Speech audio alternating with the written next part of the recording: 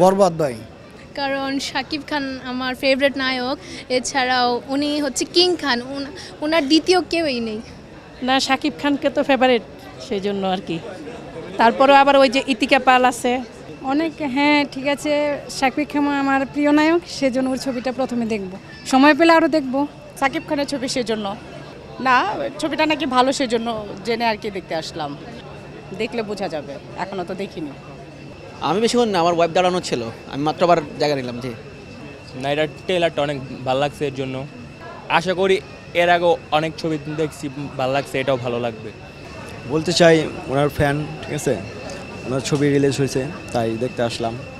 হ্যাঁ হ্যাঁ অবশ্যই অবশ্যই।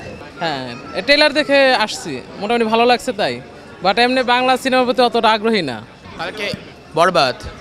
বরবাদ ভাইয়া, ফার্স্ট চয়েস দেখলাম তাই। কারণ বরবাদ, হ্যাঁ সাকিব খানকে ভালো লাগে তাই।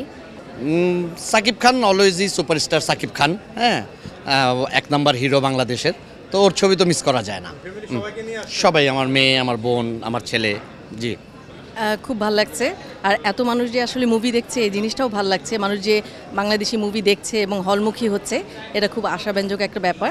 আর হ্যাঁ, সাকিব খানের জন্য দেখতে এসেছে একটা ব্যাপার, আর টিকিটই তো পাওয়া যাচ্ছিল না। এই তো এটা ভালো লাগছে, বাংলা ছবি। এটা হাইপ বেশি দেখা যাচ্ছে এর জন্য আর কি। বরবাদের হাইপটা বেশি, এর জন্য সাকিব খানের জন্য। আসলে মতো টিজার দেখে ভালো লাগছে, মনে হচ্ছে ভালো হবে।